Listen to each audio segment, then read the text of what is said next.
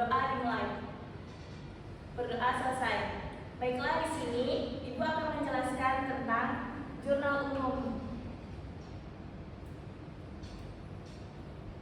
Apa sih jurnal umum? Jurnal umum merupakan catatan transaksi, catatan akuntansi dasar yang digunakan untuk mencatat semua transaksi keuangan suatu perusahaan secara kronologis atau berurutan sesuai tanggal terjadinya. Jurnal umum sendiri memiliki 4 fungsi. Yang pertama, pencatatan transaksi. Pencatatan transaksi mencatat setiap transaksi keuangan yang terjadi di dalam perusahaan, termasuk pembelian, penjualan, penerimaan kas, pembayaran utang, dan lain-lain. Yang kedua, analisis transaksi, yaitu membantu dalam analisis dampak setiap transaksi terhadap akun-akun dalam kebersamaan akuntansi, yaitu aset sama dengan kewajiban plus ekuitas. Selanjutnya, pencatatan kronologis, yaitu menyediakan catatan transaksi yang teratur dan berurutan berdasarkan waktu terjadinya sehingga memudahkan pelacakan dan pemeriksaan. Dan yang keempat, dasar posting ke buku besar. Informasi dari jurnal umum dipindahkan atau diposting ke buku besar yang merupakan kumpulan akun-akun individual. Di sini terdapat contoh soal.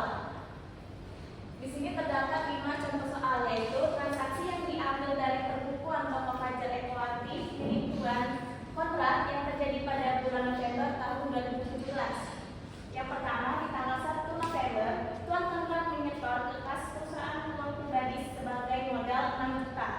Di sini terdapat tabel pokok pajak Ekawati jurnal pada bulan November 2017. Di sini kita tulis tanggal 1 November.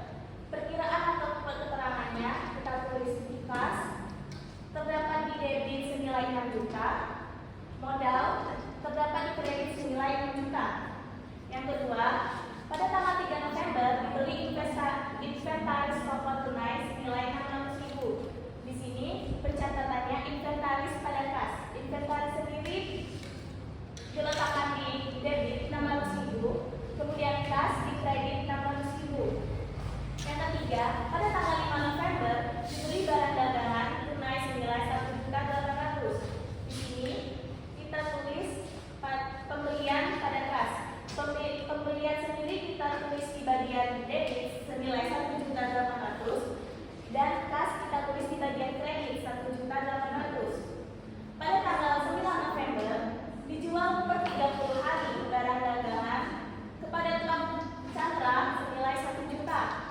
Di sini kita tulis keterangannya piutang pada penjualan. Piutang sendiri kita letakkan di debit senilai 1 juta, penjualan kita letakkan di kredit senilai 1 juta. Dan yang terakhir, pada tanggal 13 November dibeli per 30 hari barang dagangan dari toko murah senilai 2 juta. Di sini kita tulis keterangannya pembelian pada utang. Pembelian sendiri kita letakkan di debit senilai 2 juta dan utang kita letakkan di kredit senilai 2 juta. Baiklah, di sini ada 5 soal.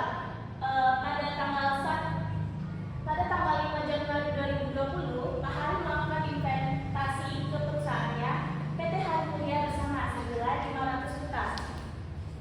Investasi itu dapat meningkatkan suatu modal perusahaan dan investasi sendiri dapat meningkatkan suatu kas di perusahaan. Di sini Ibu akan memberikan contoh.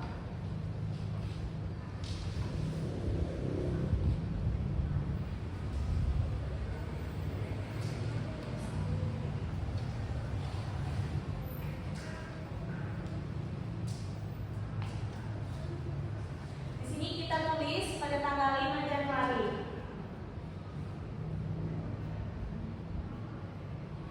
Keterangannya modal pada kas. Kita tulis modal di debit senilai 500 juta.